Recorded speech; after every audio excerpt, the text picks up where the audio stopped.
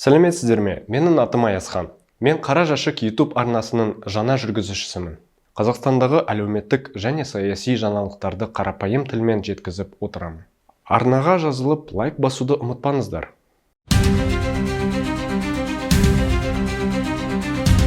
Түркістанда жүргізуші полиция қызметкеріне блендермен пара бермек болды. Volvo жүк көлігінің жүргізушісі 583 мың теңгеден астам қарыздан құтылу үшін инспекторға 10 мың теңгемен блендер ұсынған. 2024 жылдың 25 қарашасында Түркістан облысында полицейлер армян нөмірі тағылған Volvo көлігін тоқтатып, жүргізушінің атына 583.366 теңге көлемінде ірі қарыз барын анықтады. Жүргізуші мәселені сол жерде шешіп алу үшін жол полиция қызметкеріне 10 мың теңгемен 3833 теңге тұратын Bosch блендерін ұсынған. Алайда инспектор парадан бас тартып, бұл әрекет бірден тіркелген. Түркістан облыстық сотының мәліметінше, азаматқа қылмыстық кодекстің 367 бабы бойынша пара беру іс қозғалған. Сотта шетелдік кінәсін мойындаған. Прокурор оған параның 15 есе мөлшерінде айыппұл салуды сұраған. Кінәлі деп танылып, 155.621 теңге айыппұл салынды. 2000 жылдардағы героин саудасымен айналысқан топ мүшесі 20 жылдан кейін ұсталды. Прокуратура мәліметінше, күдікті 2000 жылдардың басында героин мен апиді Өзбекстаннан Қазақстан арқылы Ресейге тасымалдаған топтың құрамында болған. Ол есірткі заттарын сақтап, өзге қатысушыларға жеткізіп отырған. Сол жылы Қызылорда мен Қарағанды облыстарында жүргізілген арнайы операциялар нәтижесінде топтың бірнеше мүшесі ұсталып, 35 кг героин мен 28 кг апи тәркіленген. Негізгі фигуранттар сотталып, аталған күдікті іс суытқан.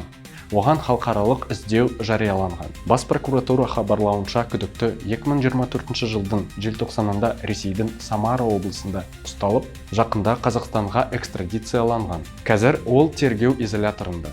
Оған 10 жылдан 15 жылға дейін бас бостандығынан айыру және мүлкін тәркілеу жазасы тағайындалуы мүмкін. Алатау ауданында тұрғын үйде газ жарылып, бір адам қаза тапты. Алдын ала мәліметке сәйкес тұрмыстық газ жарылған. Өрт шықпағанымен жарылыстан кейін үйдің кейбір конструкциялары қираған. Құтқарушылар үйінділерді аршу барысында 76 жастағы ер адамның мәйітін тапты. 13:55 кезінде Алатау ауданы Биянху көшесіндегі үйдің қираған құрылымдарын бөлшектеу барысында 76 жастағы ер адамның денесі табылды, деп хабарлады қалалық төтенше жағдайлар департаменті. Оқиға орнында құтқарушылар, кинологтар мен психологтар жұмысын істеп жатыр. Қазір жарылыстың нақты себебі мен мән-жайы анықталуда.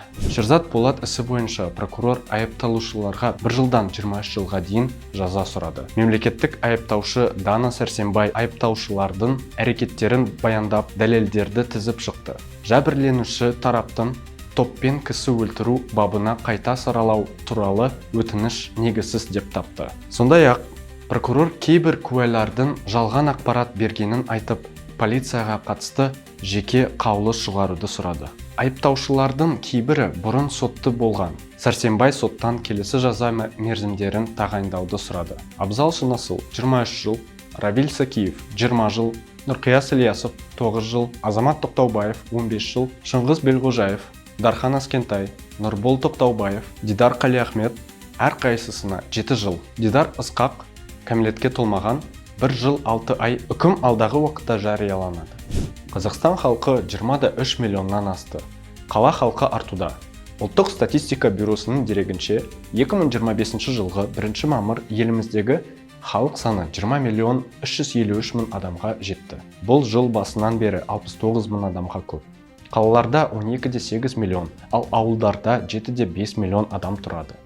Халық ең көп шоғырланған өңір Алматы қаласы, 2,31 миллион адам. Одан кейін Түркістан, Алматы облыстары және Астана, Шымкент қалалары тұр.